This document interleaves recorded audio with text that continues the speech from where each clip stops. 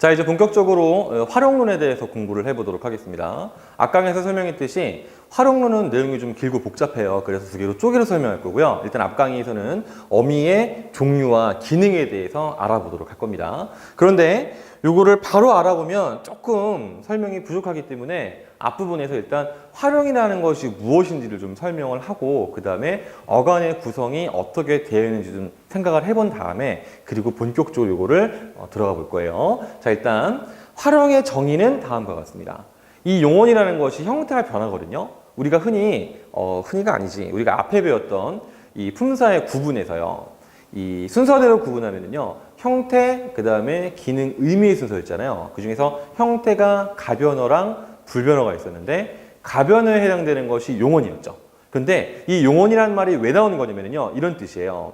어떤 단어가 문법적인 기능을 드러내기 위해서 모양을 바꾸는 때가 있거든요. 그거를 활용이라 그래요. 목소리 좀 이상했죠? 어쨌든 자, 활용이라고 하는데 이렇게 활용하는 말을 그냥 줄여서 용언이다 라고 했다고 기억하시면 되겠습니다. 자, 어쨌든 즉 용언의 형태가 변하면서 문장의 문법적인 성격이 바뀌는 것이 활용이고요. 이것의 범위는 뭐냐면은 용언에 해당되는 동사랑 형용사가 거기 들어가고요. 그 다음에 조사 중에서 서술격 조사이다라는 친구가 있어요. 원래 조사라는 친구는 관계어이고 불변어이기 때문에 모양이 변하면 안 돼요. 그런데 딱 한 친구, 여기 이다 요 친구만 모양이 변하면서 활용하는 특징을 가지고 있어요. 그래서 총 3가지 종류가 활용의 범주에 들어간다라고 보면 되겠습니다. 그러면 이거를 이해할 수 있는 예를 좀 살펴볼 건데요. 자, 일단은요. 어떤 문법적인 범주들, 어떤 문법적인 기능들이 있는지를 기본적인 걸 살펴보겠습니다. 우리가 가장 기초적인 단어의 형식을 기본형이라고 하거든요. 예를 들어서 동사 대표적인 것은 먹다가 있고요. 형용사는 예쁘다. 서술격 조사 이다는요. 앞에 체언을 붙여서 선생님이다를 선생님이 예시로 가지고 왔어요. 근데 얘를요. 의문의 기능을 갖게 하면요. 이런 모양이 나오죠. 먹니, 예쁘니, 선생님이니. 그 다음에 감탄의 기능을 갖게 하면요. 먹네, 예쁘네, 선생님이네. 이런 식의 모양을 가지게 되죠. 그런데 지금 요 3가지의 특징은 뭐냐면요. 이렇게 뒤에 있는 말들만 바뀌고 있다는 거예요. 그런데 활용을 하다 보면 다른 형식을 가진 모양도 발견을 할 수가 있어요. 예를 들면 이런 거예요. 자, 과거의 기능을 갖게 하면요. 먹었다가 되죠. 즉, 요 다 앞에 무언가가 추가가 됐죠. 이 뒤에도 마찬가지입니다. 그 다음에 높임의 기능을 갖게 되면요. 먹으시다라고 해서 요 다 앞에 의시라는 게 추가가 됐죠. 이 뒤에도 마찬가지예요. 그 다음에 의문이면서 과거의 기능을 동시에 갖게 되면요. 이번에는 니라는 거 앞에다가 엇이 붙어서 먹었니 이런 식으로 됐죠. 그 다음에 의문형이면서 주체 높임을 하게 되면요. 니 앞에 의시가 들어가게 되죠. 뒤에도 다 마찬가지입니다. 근데 이번 좀 추가해서요. 의문이면서 과거면서 높임의 기능을 갖게 하면은요. 먹으시 언니 이런 식으로 조금 더 복잡한 방식으로 활용된다는 것을 발견할 수 있어요. 그러면 이제 이거를 가지고 이 용언이라는 것이 어떻게 구성되는지를 설명해 줄게요. 자, 먹다를 활용한 사례만 남겨놨습니다. 이 사례를 분석을 해보면 다음과 같은 걸 발견할 수 있어요. 여기 먹은요. 쭉 활용되는 과정 중에서도 자기 모양을 바꾸지 않습니다. 이런 걸 우리가 뭐라고 설명하냐면요. 어간이다라고 설명해요. 그 다음에 먹 뒤에 있는 친구들은요. 문법적인 기능이 바뀔 때마다 교체됩니다. 이런 걸 우리가 어미라고 해요. 그런데 이 어미들 중에서도 좀 살펴보면요. 구분점이 하나 있다는 걸 알 수가 있겠죠. 뭐냐면은 단이 내 같은 친구들은 항상 그 말의 맨 마지막에만 나오고요. 그 다음에 어시나 의시 같은 친구들은요. 이 말을 맞춰주는 단인의 앞부분, 어간 뒷부분, 요 사이에 온다는 걸 발견할 수 있어요. 그래서 우리가 이렇게 어시나 의시 같은 친구를 뭐라고 하느냐. 위치를 기준으로 해서 선어말어미라고 해요. 얘를 선어말어미라고 한 이유는 뭐냐면요. 이 뒤에 친구들이 어말어미이기 때문입니다. 무슨 말이냐면 어말이라는 것은 그 말의 가장 끝을 말해요. 그런데 선어말음의 선자는 뭐냐면 먼저 선자입니다. 즉 어말어미보다 먼저 나오는 것이기 때문에 선어말어미다라고 기억을 하시면 되겠습니다. 자, 그럼 이제 좀 여러분들이 이해하기 어려운 사례를 좀 볼 건데요. 자, 선생님이다라는 말이에요. 뭐냐면 이 친구도 가변어는 가변어인데 다만 우리 머릿속에 동사랑 형용사만 활용한다는 인식이 많아서 이 친구도 어간이랑 어미로 구분된다는 것을 잘 생각을 안 하는 경우가 있어요. 얘도 먹다랑 똑같아요. 선생님이 다부터 선생님이 쉬었다까지 보면은요, 이까지의 모양이 바뀌지 않는 걸 알 수 있죠. 그래서 여기서는요, 이까지가 어간이고 이 뒤에 다니, 내나, 얻다, 시다 이런 것들이 어미다라고 판단하시면 되겠고, 또 얘들도 마찬가지고요. 이 앞에가 선어말 어미, 뒤에가 어말 어미다라고 분석을 할 수가 있겠습니다. 자, 이렇게 해서 지금 이제 이 용언이라는 것이 어떻게 구성되어 있는지를 간략히 살펴본 거예요. 이제는 뭘 볼 거냐? 어미가 대체 어떠한 종류가 있고 어떻게 구성됐는지를 살펴보도록 하겠습니다. 자, 어미는요, 크게는 선어말 어미랑 그 다음에 어말 어미 두 개예요. 그런데 선어말 어미의 종류가 무려 5가지가 있어요. 자, 미리 설명하면 여러분들이 이 중에서 꼭 기억하셔야 될 거는요, 주체 높임이랑 그 다음에 시제, 그 다음에 서법 중에서 일부 더, 요 정도만 기억하시면 되고요. 선생님이 중요하지 않다고 하는 것은요, 굳이 외울 필요 없습니다. 왜냐면 얘들은 다 옛날말 형식이고 현대어에서는 잘 쓰이지 않기 때문이에요. 그 다음에 어말어미는요, 크게는 3종류가 있어요. 종결어미, 연결어미, 전성어미 3가지가 있는데 얘들이 세부 항목이 많아요. 자, 종결어미는 5개로 구분됩니다. 평서형, 의문형, 명령형, 청유형, 감탄형. 그러면 이 5개를 다 외우셔야 되느냐? 자, 이 뒤에 있는 사례들을 다 여러분들이 외우실 필요는 없어요. 다만 종결어미가 저렇게 5개로 구분된다는 것은 꼭 외우셔야 돼요. 그리고 또 이것에 대한 구체적인 설명들은요, 선생님이 이번 강의에서도 세부적인 문장들을 예를 들어주긴 할 거지만 나중에 여러분들이 문법 요소라고 해서 통사론 시간에 배우는 문법 범주가 있거든요. 거기서 또 한 번 자세하게 배우게 될 거예요. 그 다음에 연결어미는 3종류가 있습니다. 대등적 연결어미, 종속적 연결어미, 보조적 연결어미가 있는데 이 친구도 여러분들이 이 뒤에 있는 사례를 다 외울 필요는 없어요. 참고로 말하면 여기에 해당되는 어미의 종류는 너무나 많기 때문에 외우는 것이 다 불가능합니다. 다만 연결어미가 3가지로 구분된다는 것은 꼭 기억하셔야 돼요. 그리고 또 대등적 연결어미랑 종속적 연결어미는요, 나중에 또 한번 자세하게 배울 때가 올 겁니다. 언제 배우냐면 나중에 혼문장, 겹문장에서 이어진 문장을 할 때 그때 이거를 다시 한번 공부할 거고요. 보조적 연결어미 사실 우리가 한번 공부하고 왔어요. 지난 시간에 본용언이랑 보조용언 구분하는 공부를 한 적이 있었죠. 그때 본용언이랑 보조용언 사이에 위치하는 그 용언 있죠. 그 어미 있죠. 그거를 우리가 보조적 연결어미라고 해요. 즉 여러분들 여기 지금 뭐 아어, 개지고 이거를 외우셔도 상관없지만 더 중요한 거는 뭐냐면요, 본용언이랑 보조용언을 구분할 줄 알면 자연스럽게 파악되는 것이 보조적 연결어미가 되겠습니다. 그 다음에 전성어미는 뭐냐면요, 크게 3종류가 있어요. 명사형 전성어미랑 관형사형 전성어미랑 부사형 전성어미가 있는데 이 중에서 학교문법에서 인정하는 것은 명사형 전성어미랑 관형사형 전성어미 2가지예요. 반드시 기억을 하시고 이건 제대로 공부하셔야 됩니다. 그래서 선생님도 지금 이 어미들의 종류를 설명할 때 가장 강조할 게 전성어미에 대한 설명이에요.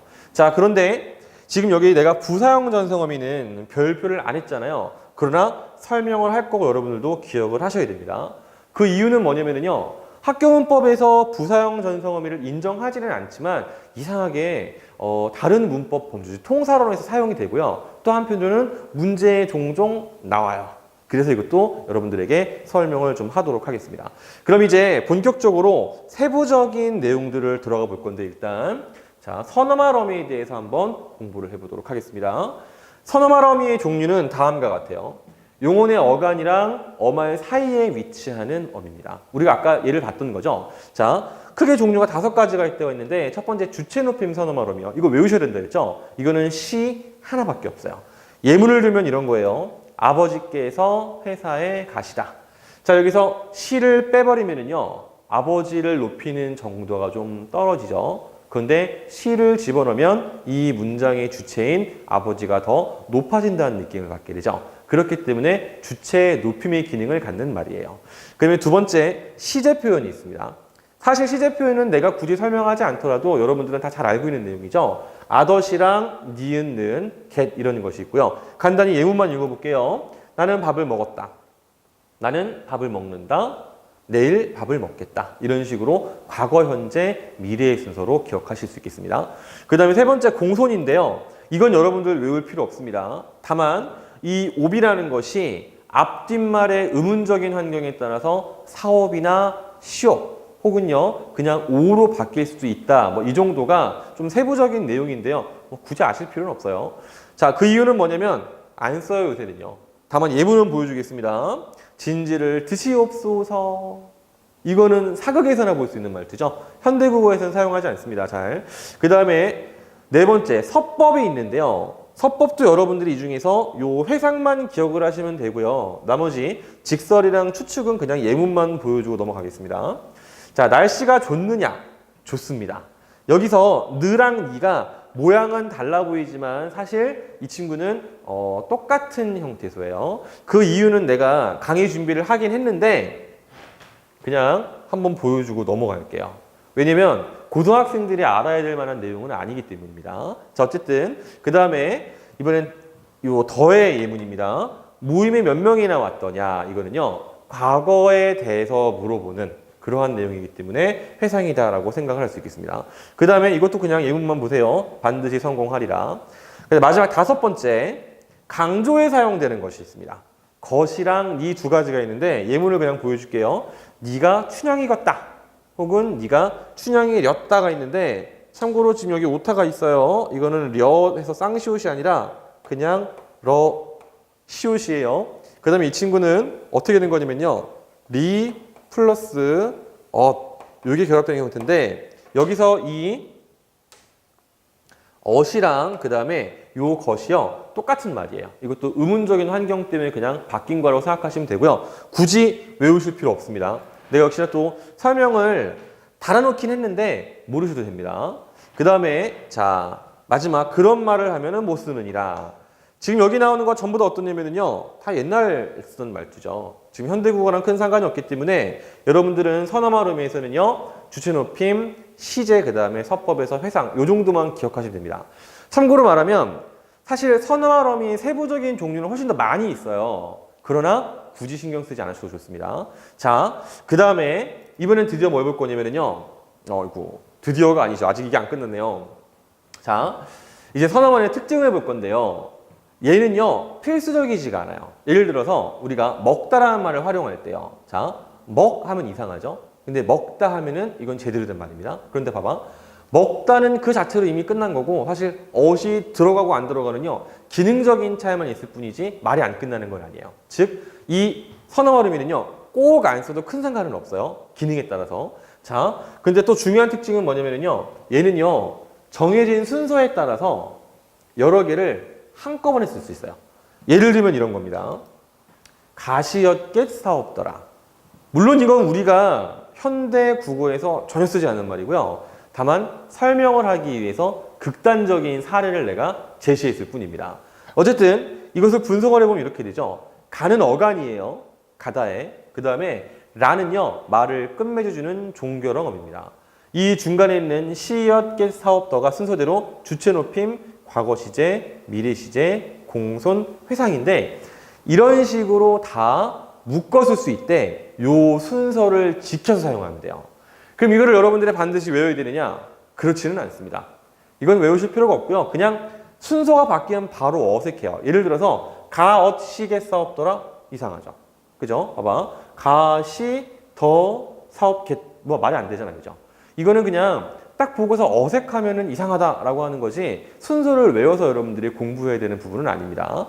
자, 어쨌든 이렇게 해서 진짜로 선어말음의 설명을 끝낼 거고요. 이제 어말어미에 대한 설명으로 넘어가겠습니다. 자, 어말어미는 용언의 마지막 자리에 놓이는 건데 종류가 세 가지가 있어요. 종결어미랑 연결어미랑 마지막 전성어미. 자, 종결어미는 문장을 끝맺는 거고요. 그러면 연결어미는요. 한 문장이랑 다음 문장을 연결해 주는 거 혹은 한 문장이랑 다음 말 혹은 한 단어랑 다른 말을 연결해 주는 거예요.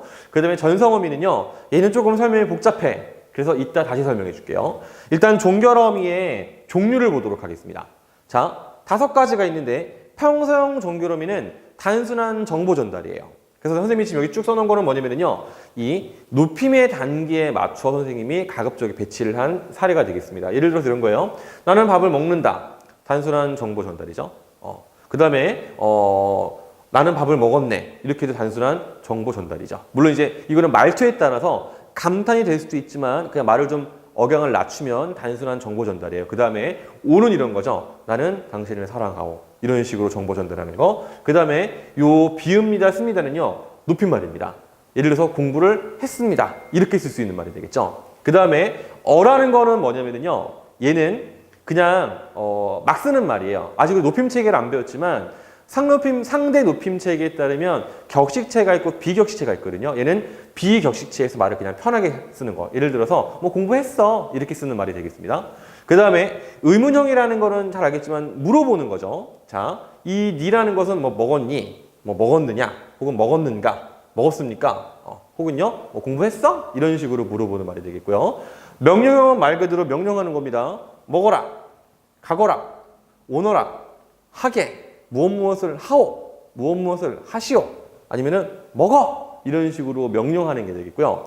청유형이라는 것은 어떤 동작을 함께 하도록 권유하는 거죠. 예를 들어서 공부하자, 공부하세, 공부합시다 이렇게 쓸 수 있는 말이 되겠죠. 그 다음에 감탄형 종교로미는요, 뭐 이런 말들이 있습니다. 뭐 간단하게 뭐 먹는구나, 뭐 먹는구먼, 먹는구려 이런 사례들이 있겠죠. 선생님이 유난히 먹다라는 사례를 많이 쓰는데 그것은 내가 먹는 거를 좋아해서 그러는 것이 아니라 여러분들을 위한 말이라고 변명을 한번 해보도록 하겠습니다. 자, 어쨌든 그 다음에 두 번째는 연결어미가 있는데요. 연결어미는 한 문장을 다음 말에 연결되게 하는 어말어미예요. 종류가 세 가지가 있는데 대등적 연결어미라는 건 뭐냐면요. 앞말이랑 다른 말 있죠. 근데 이건 용언과 용언을 연결하는 거기 때문에 문장과 문장을 연결하는 성격을 가지고 있어요. 이때 이 친구들은요. 앞뒤의 말이 대등한 관계를 줍니다. 대등하다는 거는 근데 의미가 세 가지가 있어요.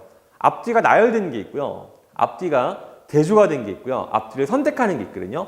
요 세 가지에 대해서는 선생님이 나중에 이 이어진 문장에 대등하게 이어진 문장에서 자세하게 설명을 한번 해줄 겁니다. 어쨌든 그래서 고며 이거는 나열 관계고요. 그 다음에 나, 지만, 뭐 다만 이런 것들은 대조 관계. 그 다음에 든지거나 이런 것들은 선택 관계. 이렇게 여러분들 이해하시면 되겠습니다. 그 다음에 종속적 연결어미는요. 얘는요. 앞말이 뒤에 종속적인 관계를 가진 말이에요. 즉 뒷말이 주절이고 앞말이 종속적인 관계를 갖도록 해놓는 말인데 이것도 선생님이 나중에 종속적으로 이어진 문장에서 자세하게 설명할 거고 이거는 종류가 너무너무 많아요. 그래서 선생님이 예시를 다 적어놓을 수가 없습니다. 마지막에 보조용 연결은 아까 얘기했지만 본용언이랑 보조용언을 연결하는 말이고 이것은 그것을 본용언과 보조용언만 구분할 수 있으면 파악이 어렵지 않기 때문에 따로 예시를 들어주지는 않도록 하겠습니다. 그럼 이제 세 번째 이제 가장 중요한 부분인데요. 자, 이 전성어미에 대해서 알아볼 겁니다. 이 전성어미는요, 조금 이해가 어렵고요. 그 다음에 이 전성어미랑 다른 품사랑 되게 헷갈리는 게 있어요. 그래서 일단 전성어미의 설명을 마친 다음에 좀 중요한 부분을 짚어볼 거예요. 자, 어쨌든 정의를 보면은 어간 뒤에 붙어서 다른 품사의 기능을 하게 하는 어말어미입니다. 자, 중요한 게 뭐냐면 전성이란 말이요, 성질을 바꿔준다는 뜻이거든요. 그런데 성질만 바꾸는 것이지 품사를 바꾸는 건 아니에요. 그래서 중요한 게 다른 품사의 기능을 갖게 하는 거예요. 품사를 바꾸는 것은 아닙니다. 품사를 바꾸는 것은 접사가 할 일입니다. 이것도 뒤에 다시 설명해 줄 겁니다. 자, 어쨌든 종류는 세 가지가 있어요. 명사형 전성어미랑 관형사형 전성어미, 부사형 전성어미인데 이거는 무조건 외우셔야 돼요. 명사형 전성어미는 음기 두 가지가 있고요. 관형사형 전성어미는 은는, 을던 네 가지. 부사형 전성어미는 개, 도록 두 가지가 있는데 이거는 책이나 문제에 따라서 이라는 것이 추가가 되기도 하고 빠져 있기도 합니다. 자, 어쨌든 예를 좀 들어볼 겁니다. 넘어갔으면 좋겠는데 꼭 이게 말썽을 부릴 때가 있어요.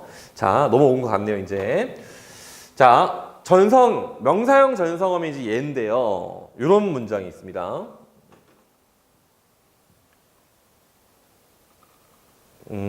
왜 말을 안 들을까요? 자, 된 것 같아요. 자, 첫 번째, 나는 그가 노력하고 있음을 잘 알고 있다. 여기서 지금 보시면 여기에 음이라는 게 사용이 됐죠. 이거는 있다라는 말을요, 마치 명사인 것처럼 바꿔준 거예요. 자, 그런데 명사들이 보통 문장에서 중심 성분을 할 수가 있죠. 그래서 지금 그가 노력하고 있다라는 문장이 이 있음이라는 말 때문에 전체적으로 목적어의 역할을 하게 되었다라고 기억할 수 있습니다. 그 다음에 나는 그가 반역행위를 했으면 보세요. 그가 반역행위를 했다라는 말이 여기 지금 음이라는 거 있죠. 이 음이 붙어가지고 마치 명사인 것처럼 지금 설명이 된 거예요. 그래서 얘가 바로 지금 뭐가 된 거예요? 주어 역할을 하고 있다는 것을 우리가 알 수 있겠죠.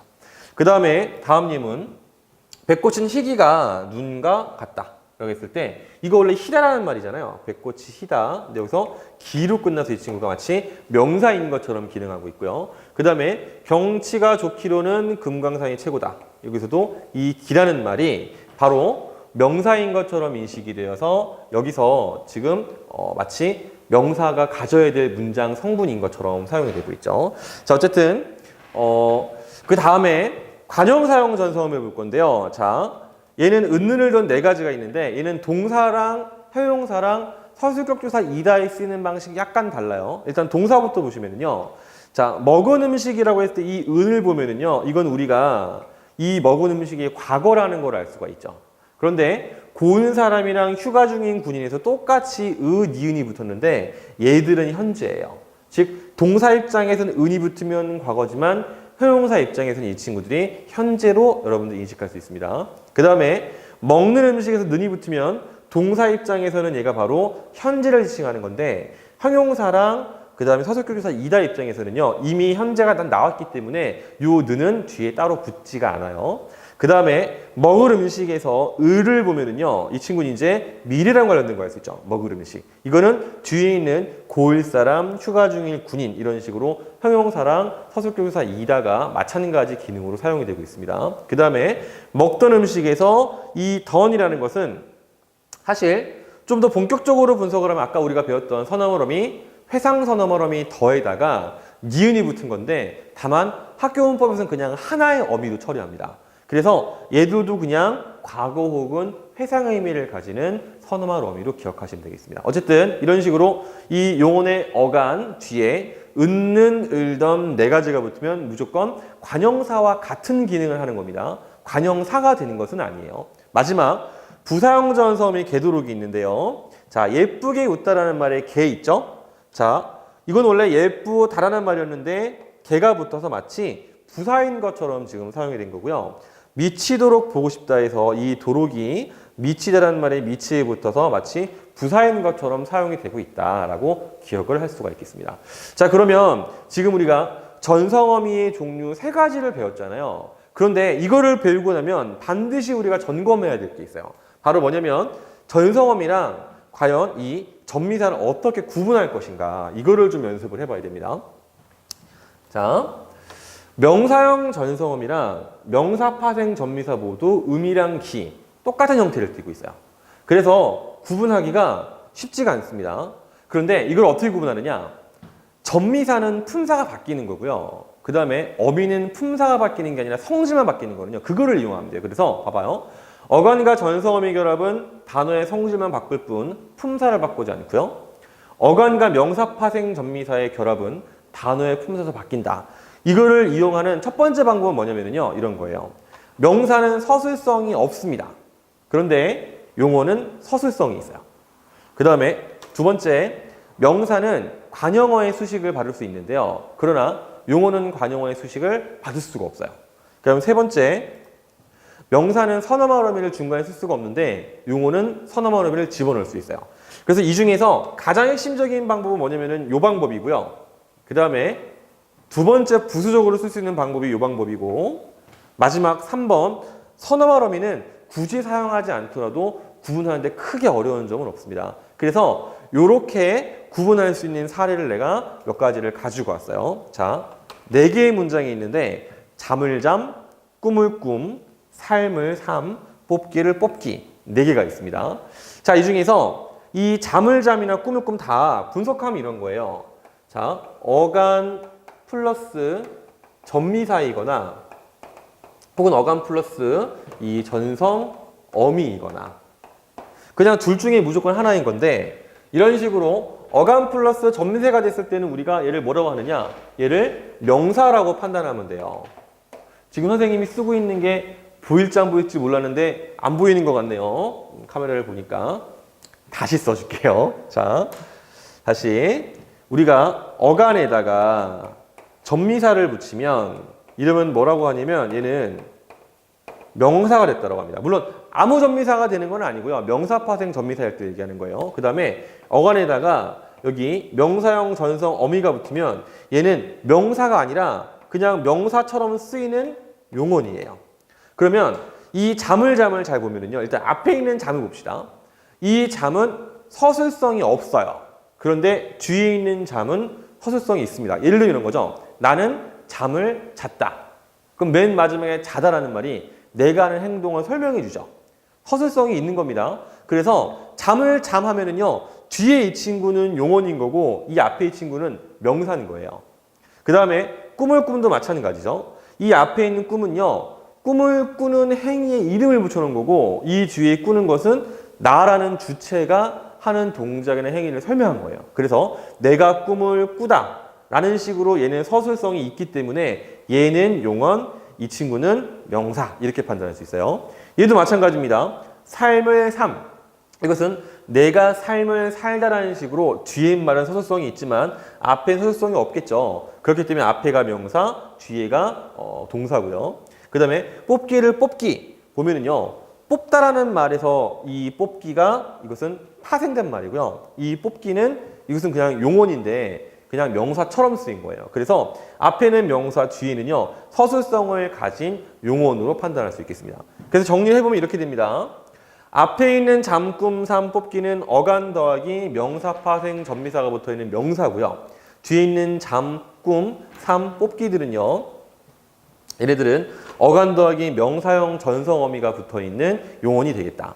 자, 참고로 말하면 여러분들 중에서 지금 이렇게 구분하려는 친구도 있을 수도 있어요. 자, 앞에 나오면은 그냥 명사고 뒤에 나오면은 얘는 용언이다. 이렇게 판단할 수 있는데 이거는 여기 있는 사례가 그냥 그럴 뿐이고요. 실제로는 그 순서는 크게 상관이 없습니다. 그래서 여러분들이 서술성을 기준으로 찾아보시면 되는데 자, 이제는 두 번째 요거를 설명해 볼게요. 뭐냐면 명사는 관용어의 수식을 받을 수 있지만 용어는 못 받는다고 했잖아요. 그래서 요 예문들을 갖고 한번 만들어 볼 거예요. 봐봐. 단잠을 깊게 잔다. 이름은 단잠에 다는 관용어니까 잠은 명사고요. 깊게는 부사어니까 잠은 용언이다라고 볼 수 있겠죠. 그 다음에 꿈을 꾸다. 자, 여기는 단 꿈을 길게 꾸다. 이렇게 하면요. 얘는 당연히 명사가 되는 거고 얘는요. 길게라는 부사어의 수식을 받으니까 얘는 용언이 되는 거죠. 그 다음에 아름다운 삶을 열심히 삶. 이렇게 하면요. 아름다운이 관용어니까 이 친구는 명사. 얘는요. 열심히라는 부사의 수식을 받으니까 용언이요. 그 다음에 재미있는 뽑기를 많이 뽑기. 이렇게 하면요. 재밌는이라는 관용어의 수식을 받아서 얘는 명사, 얘는 많이라는 부사의 수식을 받아서 얘는 용언. 이렇게도 구분할 수가 있겠습니다. 자, 이렇게 해서 지금 실제로 여러분들이 이 전성어미를 배웠을 때 실제 문제를 풀 때 헷갈리는 것도 좀 이제 우리가 공부를 해봤는데요. 여기까지 배웠다고 해서 여러분들이 활용론이 끝난 건 아니고요. 실제로 여러분들이 아셔야 될 활용론의 내용 중에서 딱 절반 정도만 공부했다고 생각을 하시면 되겠습니다. 요 다음 강에서는 규칙 활용이랑 불규칙 활용을 배울 건데 사실 이 부분이 활용론에서 제일 어려운 부분이에요. 그래서 꼭 여러분들 강의를 끝까지 열심히 들어주셨으면 좋겠습니다. 수고 많았습니다.